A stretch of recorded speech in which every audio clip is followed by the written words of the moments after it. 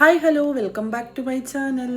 അപ്പോൾ എല്ലാ കൂട്ടുകാർക്കും എൻ്റെ പുതിയ വീഡിയോയിലേക്ക് സ്വാഗതം. ഇന്ന് സൺഡേ വ്ളോഗാണ് കേട്ടോ. അതുകൊണ്ട് തന്നെ കുറച്ച് ബീഫ് വാങ്ങിയിട്ടുണ്ട്. അത് വെച്ചിട്ടൊരു കറി ഉണ്ടാക്കിയാലോ എന്ന് ഞാനിങ്ങനെ ആലോചിക്കുകയായിരുന്നു. അപ്പോൾ ഞാൻ ബീഫ് ഒരു എത്രയാണ് 1.25 കിലോ മേടിച്ചിട്ട്, 1.25 സോറി ഒരു 1.5 കിലോ ബീഫ് മേടിച്ചിട്ടുണ്ടായിരുന്നു. അപ്പോൾ 1.5 കിലോ ബീഫ് മേടിച്ചിട്ടുണ്ടെങ്കിൽ ഞങ്ങൾക്ക് 2 ദിവസം എടുക്കാം കേട്ടോ. അപ്പോൾ നോമ്പായതുകൊണ്ട് കുറേച്ച് ഞങ്ങൾ കഴിക്കുകയുള്ളൂ. പിന്നെ ഞാനത് കഴുകിയെടുക്കാം കേട്ടോ. അതിൻ്റെ 1.5 kg എന്ന് പറയുമ്പോൾ 3/4 കിലോ വെച്ചിട്ട് ഞാനിങ്ങനെ എടുത്തു. ആ ടൈമിൽ പൂച്ച വന്നിട്ടുണ്ട് കേട്ടോ. അത് എൻ്റെ കാലിന് ചുറ്റും നടന്ന് എന്തോ വട്ടം നാരങ്ങ കളിക്കായിരുന്നു കേട്ടോ പുള്ളിക്കാരൻ. പിന്നെ ബീഫിന് വേണ്ടിയിട്ട് ഞാൻ സവാള, തക്കാളി, ഇഞ്ചി, വെളുത്തുള്ളി ചതച്ചത്, പച്ചമുളക് അരിഞ്ഞത് എല്ലാം ഞാൻ കട്ട് ചെയ്ത് വെച്ചിട്ടുണ്ടായിരുന്നേ. പിന്നെ നേരെ വന്ന് കുക്കറിലേക്ക് കഴുകി വെച്ച ബീഫ് ആദ്യം അങ്ങോട്ട് ഇട്ടു കേട്ടോ. അതിൻ്റെ വെള്ളം ഊറ്റാനായിട്ട് ഞാൻ വെച്ചിട്ടുണ്ടായിരുന്നു. വെള്ളം ഊറിയതിന് ശേഷം ഞാൻ കുക്കറിലേക്ക് ഇട്ട് കൊടുക്കുകയാണ്. പിന്നെ ഞാൻ കുറച്ച് പൊടികളും പിന്നെ കുറച്ച് സവാള, ഇഞ്ചി, വെളുത്തുള്ളി അതൊക്കെ ഞാൻ ചേർത്ത് കൊടുക്കാം കേട്ടോ. ഇത് മൊത്തം ഞാൻ ഇട്ട് കൊടുക്കില്ല, കുറച്ചേ ഇടുന്നുള്ളൂ. ബാക്കി ഞാൻ ഫ്രൈ ചെയ്തിട്ടാണ് ഇട്ട് കൊടുക്കുന്നത്. അപ്പോഴേക്കും ബീഫ് വെന്തിട്ടും ഉണ്ടാവും. അപ്പോൾ ആ ടൈമിലാണ് ഞാൻ ഇട്ട് കൊടുക്കണേ കേട്ടോ. ഇപ്പോൾ അതിൽ നിന്ന് കുറച്ചേ എടുക്കുന്നുള്ളൂ. പിന്നെ ഞാൻ കുറച്ച് മുളക്, മഞ്ഞൾപ്പൊടി, കുറച്ച് ഗരം മസാലപ്പൊടി, കുരുമുളക് പൊടി എൻ്റെ ഈ ഷെൽഫിൻ്റെ ഉള്ളിലില്ല കേട്ടോ. ഷെൽഫ് മീൻസ് ആ പാത്രത്തിൻ്റെ അകത്തില്ല. ആ പാത്രം എനിക്ക് എന്തോ ഞാൻ മേടിച്ചതല്ല. എനിക്ക് കടയിൽ നിന്ന് എന്തോ നട്ട്സും ഈന്തപ്പഴം അങ്ങനെയൊക്കെ ഐറ്റംസ് മേടിച്ചപ്പോൾ കിട്ടിയതാട്ടോ. അപ്പോൾ ഞാനിപ്പോൾ അത് എൻ്റെ ഒരു മസാല പാത്രമാക്കി മാറ്റിയിരിക്കുകയാണ്. പിന്നെ കുരുമുളകിൻ്റെ പൊടിയും ഇട്ടു, ഉപ്പും ഇട്ടു, പിന്നെ കുറച്ച് വെളിച്ചെണ്ണയും ഒഴിച്ച് മിക്സ് ചെയ്യാൻ കേട്ടോ ഞാൻ. അങ്ങനെ പിന്നെ ഞാൻ വെള്ളം ചേർക്കാറില്ല. നേരെ കുക്കറിലേക്ക് വെച്ചിട്ട് ഒരു 4 വിസിൽ വരെ ഞാൻ ഇങ്ങനെ വയ്ക്കും. അങ്ങനെയാണ് ഞാൻ ബീഫ് ഉണ്ടാക്കുന്നത്. അതിന് ശേഷം ഒരു ഫ്രൈ പാൻ വെച്ചിട്ട് കുറച്ച് ഓയിൽ ഒഴിച്ചു കൊടുത്തു. പിന്നെ നേരെ ഞാൻ കറിവേപ്പില എന്ന് പറഞ്ഞു കഴിഞ്ഞിട്ടുണ്ടെങ്കിൽ എൻ്റെ കറികളിലൊക്കെ കറിവേപ്പില ഇങ്ങനെ പൊങ്ങി കിടക്കും കേട്ടോ. എനിക്ക് ഭയങ്കര ഇഷ്ടമാണ് കറിവേപ്പിലയ്ക്കൊരു പ്രത്യേക ടേസ്റ്റാണല്ലോ. ടേസ്റ്റ് മാത്രമല്ല, സ്മെല്ലും ഉണ്ട്. അപ്പോൾ അത് ഞാൻ ചേർത്ത് കൊടുക്കുന്നുണ്ട്. പിന്നെ ഞാൻ അരിഞ്ഞു വെച്ച സവാള, വെളുത്തുള്ളി, ഇഞ്ചി എല്ലാം കൂടി ഞാൻ ഇട്ട് കൊടുക്കാം കേട്ടോ. ഇനി നന്നായിട്ട് അതൊന്ന് മിക്സ് ചെയ്ത് ഒരു ഗോൾഡൻ കളറാക്കി എടുക്കണം. അതിന് ശേഷം നമ്മൾ അത് ഫ്രൈ ആവാനായിട്ട് നമ്മൾ കുറച്ച് ഉപ്പിട്ട് കൊടുക്കും കേട്ടോ. പിന്നെ ഞാൻ കുറച്ച് ഗരം മസാല പൊടിക്കാത്തതാണ് പട്ട, ഗ്രാമ്പൂ, കറുകപ്പട്ട, പിന്നെ പെരിഞ്ചീരകം ഉണ്ടായിരുന്നു.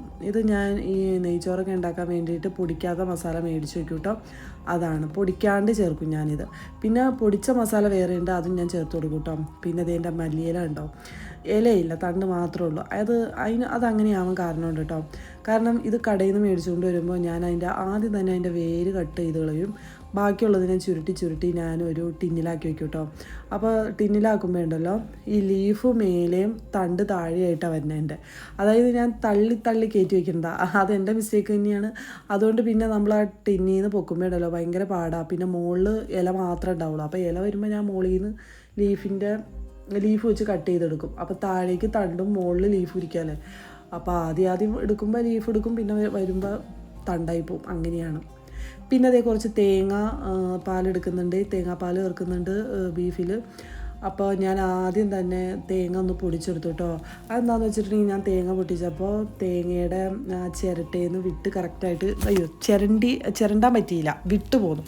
അപ്പോൾ പിന്നെ നമ്മൾ അതിൻ്റെ തോലെന്ന് പറഞ്ഞാൽ ഒരു ചാര കളറ്, ഒരു ഇനാമൽ പോലെ ഉണ്ടാവില്ല, ആ സംഭവം ചെത്തിക്കളഞ്ഞിട്ട് ഞാൻ അരിഞ്ഞ് മിക്സിയിലിട്ട് പൊടിച്ചതിന് ശേഷമാണ് കേട്ടോ ഞാനത് വെള്ളം ചേർത്ത് അരിച്ച് പാലാക്കിയത്. അത് ഞാൻ പാലാക്കി അവിടെ വെച്ചിട്ടുണ്ട്.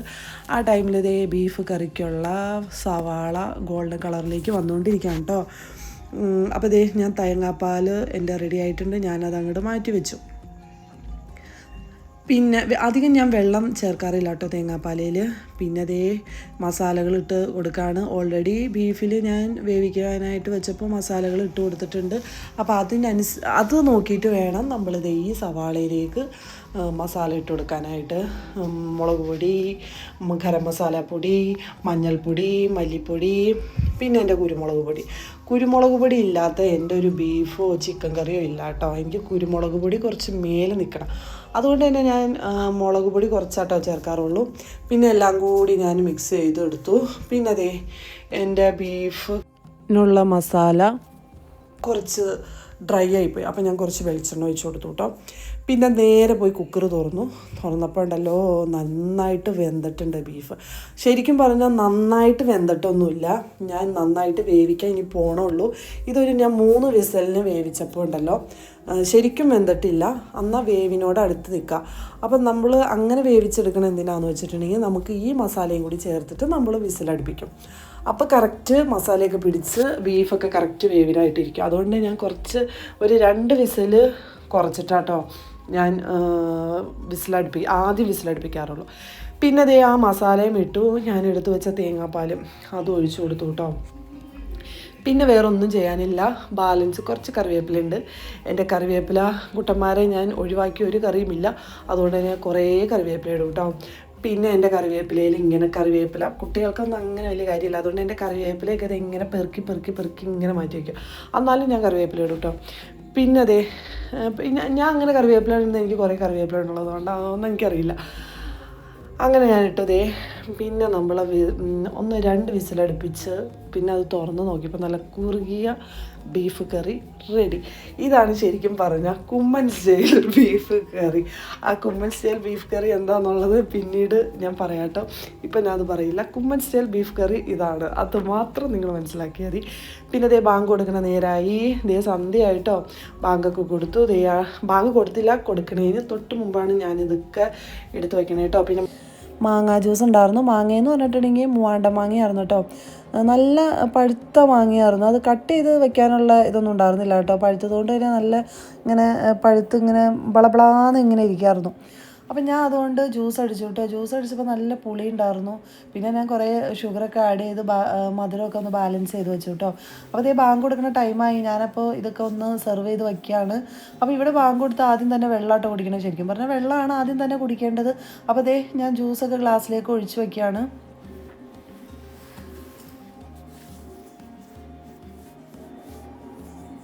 അപ്പോൾ ഇന്നത്തെ ദിവസം ഞാൻ ഉണ്ടാക്കിയത് ഇതാട്ടോ, ഇടിയപ്പം, ബീഫ് കറി, പിന്നെ കുറച്ച് ചക്ക കിട്ടിയിട്ടോ. ചക്ക ഞാൻ ഉളുത്തി വെച്ചിട്ടുണ്ട്, ചായ, പിന്നെ കുറച്ച് പച്ചമുന്തിരി കഴുകി വെച്ചിട്ടുണ്ട് കേട്ടോ. അപ്പോൾ ഇതൊക്കെയാണ് ഇന്ന് എൻ്റെ നോമ്പ് തുറ വിശേഷങ്ങൾ. അപ്പോൾ ഞാൻ നിസ്കാരമൊക്കെ കഴിഞ്ഞിട്ടാട്ടോ ഫുഡ് വന്ന് കഴിക്കുന്നത്. ആദ്യം ഞാൻ ജ്യൂസൊക്കെ കുടിച്ച് അത്യാവശ്യം വിശപ്പൊക്കെ ഒന്ന് കേട്ടിട്ടുണ്ട്. പിന്നെ ഞാൻ ഇടിയപ്പമൊക്കെ എടുത്ത് വയ്ക്കുകയാണ്. അപ്പോൾ ഇനി ഞാൻ ഫുഡ് അടിക്കാൻ പോകാട്ടോ. അപ്പോൾ നിങ്ങളൊക്കെ നോമ്പ് തുറക്കുന്ന ടൈമിൽ എന്തൊക്കെ കഴിച്ചു കമൻറ്റ് ചെയ്യൂ. അപ്പോൾ ഇന്ന് എൻ്റെ ഫുഡ് ഇതൊക്കെയാണ്. പിന്നെ ഞാൻ ചായ ഒഴിക്കുകയാണ്. ചായയിൽ ഞാൻ ഏലക്കയാട്ടോ ചതച്ചിട്ടേക്കണേ, ഏലക്ക ചായയാണ്. അപ്പോൾ ഞാൻ ഓരോ ദിവസവും ഓരോ ഫ്ലേവറിലാട്ടോ ചായ ഉണ്ടാക്കുന്നത്. ചിലപ്പോൾ പുതിന ചായ ഉണ്ടാക്കും, ചിലപ്പോൾ മസാല, ഗ്രാമ്പൂ, പട്ടയൊക്കെ ഇട്ടിട്ട് ചായ ഉണ്ടാക്കും. അങ്ങനെയൊക്കെയാണ്. പിന്നെ പേരക്കയുടെ ഇലയൊക്കെ വെച്ചിട്ട് ഞാൻ ചായ ഉണ്ടാക്കാറുണ്ട് കേട്ടോ. നല്ല ടേസ്റ്റ്. അപ്പോൾ ഇന്നത്തെ എൻ്റെ വീഡിയോ ഇത്രയേ ഉള്ളൂ. അപ്പോൾ എൻ്റെ വീഡിയോ ഇഷ്ടപ്പെടുന്നവർ തീർച്ചയായും ലൈക്ക് ചെയ്യുക, ഷെയർ ചെയ്യുക, സബ്സ്ക്രൈബ് ചെയ്യുക, സപ്പോർട്ട് ചെയ്യുക. അപ്പോൾ നെക്സ്റ്റ് വീഡിയോ വരുന്നവരെല്ലാവർക്കും ടാറ്റാ ബൈ. സി